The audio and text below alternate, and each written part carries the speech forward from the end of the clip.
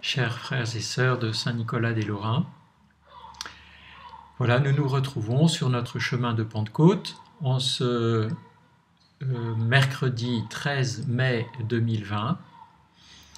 Nous faisons mémoire de Notre-Dame de Fatima et nous nous rappelons comment la Vierge Marie, Notre-Dame de Pentecôte, est venue réveiller le peuple chrétien à la fin de la Première Guerre mondiale et aussi au début de la Révolution russe.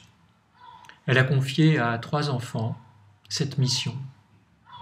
Très étonnant que le dernier jour des apparitions, le 13 octobre 1917, il y avait 70 000 personnes pour voir le signe que Marie allait donner.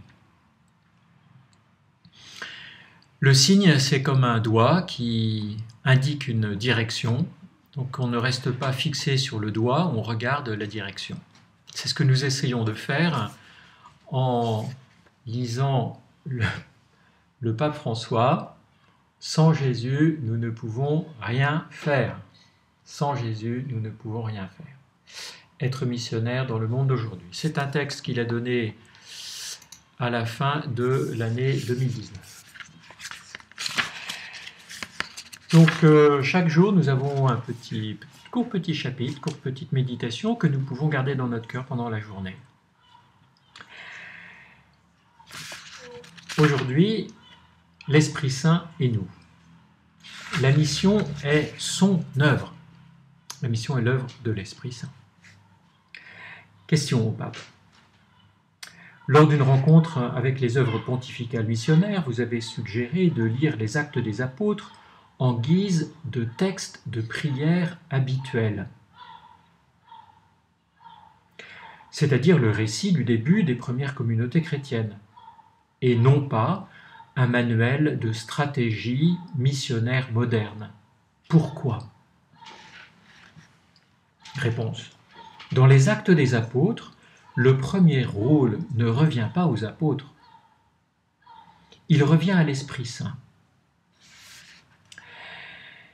Les apôtres le reconnaissent et ce sont les premiers à l'attester.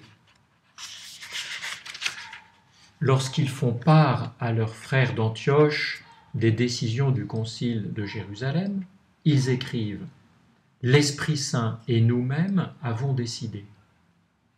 Ils reconnaissent avec réalisme que c'est le Seigneur qui ajoutait chaque jour à la communauté ceux qui étaient sauvés, et non les efforts de persuasion des hommes. Question. Est-il aujourd'hui comme jadis ? Rien n'a changé ? Réponse. L'expérience des apôtres est comme un paradigme qui vaut pour toujours. Chers frères et sœurs, cette petite phrase du pape, nous avons du mal à l'assimiler dans notre vie. Nous la comprenons intellectuellement, les papes en reparlent de génération en génération.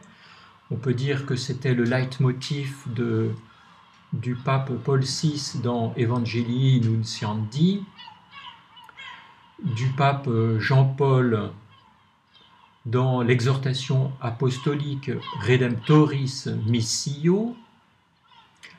Le pape François en a encore reparlé dans Evangelii Gaudium. Et ici, il le répète. L'expérience des apôtres est comme un paradigme qui vaut pour toujours. Il suffit de penser, dit-il, à la manière dont les choses arrivent gratuitement dans les Actes des Apôtres, sans que rien soit forcé.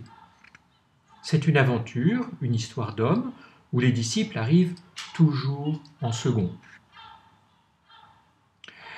Ils arrivent toujours après l'Esprit Saint qui agit.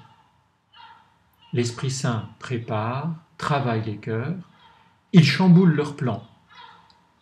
C'est lui qui les accompagne, les guide, les console dans toutes les circonstances de leur vie, quand se produisent les problèmes, les persécutions, l'Esprit Saint travaille ici aussi de manière encore plus surprenante en apportant réconfort et consolation, comme cela s'est produit après le premier martyre, celui de saint Étienne. Nous avons déjà abordé cette question hier, comme il est important de découvrir comment se mettre à l'écoute de l'Esprit Saint, discerner au plus profond de son cœur, de sa conscience, la présence, l'œuvre, l'attraction de l'Esprit Saint. La discerner, c'est-à-dire la séparer de ce qui peut être nos illusions, nos fantasmes, notre imaginaire. Ce que l'on voudrait bien réaliser et qu'on pense que ça vient de l'Esprit Saint. Que se passe-t-il? Réponse du pape. C'est le début d'une période de persécution. De nombreux disciples fuient Jérusalem pour se rendre en Judée et en Samarie. Là, alors, qu'ils sont dispersés et en fuite, ils commencent à annoncer l'Évangile. Même s'ils sont seuls, sans les apôtres qui sont demeurés à Jérusalem. Ils sont baptisés dans l'Esprit Saint.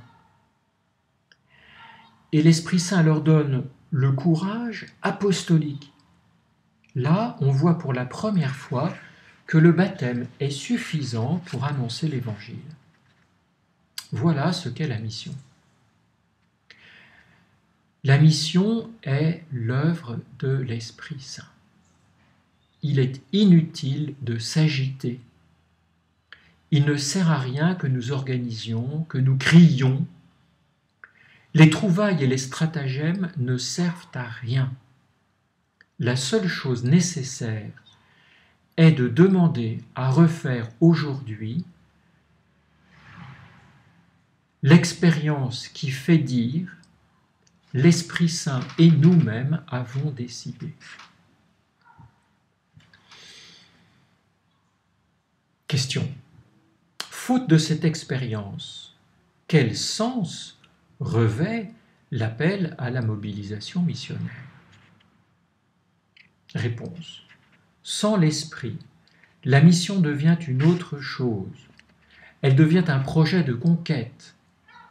La prétention d'une conquête que nous effectuons, une conquête religieuse, ou peut-être une conquête idéologique, même lorsqu'elle est faite avec de bonnes intentions. Mais c'est autre chose. Si quelqu'un me dit « Père, je pars évangéliser », je réponds « Bien, que fais-tu » Et s'il me dit qu'il part évangéliser en essayant de convaincre les autres que Jésus-Christ est Dieu, je réponds toujours « Bien, mais ce n'est pas annoncer l'Évangile ». Si l'Esprit Saint est absent, il n'y aura pas d'annonce de l'Évangile. Cela, tu peux l'appeler publicité, recherche de nouveaux prosélytes. La mission consiste à te faire guider par l'Esprit Saint. Il faut que ce soit lui qui te pousse à annoncer le Christ. Avec le témoignage, avec le martyre de chaque jour, si cela est nécessaire, avec les paroles aussi. Cette petite phrase vient de saint François. Annonce l'Évangile, et si c'est nécessaire, avec des paroles. Saint François veut nous dire par là, annonce l'Évangile par ta vie. Vous comprenez bien que si nous sommes agités, si nous sommes perturbés par des peurs, des inquiétudes, troublés par des angoisses, un mal-être, une recherche de soi, de qui on est, nous ne sommes pas dans les dispositions requises pour être disponibles aux motions de l'Esprit Saint. Le temps du Cénacle, qui prépara la Pentecôte, fut pour les apôtres et est pour nous, chaque année, un temps de grande purification intérieure, dans lequel nous cherchons à établir auprès de la Vierge Marie une espèce de silence, de disponibilité. Saint Ignace parle d'indifférence, au sens de disponibilité aimante, indifférence aimante à ce que Dieu voudra de moi. Pour que la foi en Jésus ressuscité chasse la peur, ouvre les portes, pour que la foi que nous avons devienne une confiance vivante, une confiance dans cette alliance dans laquelle Dieu s'est engagé.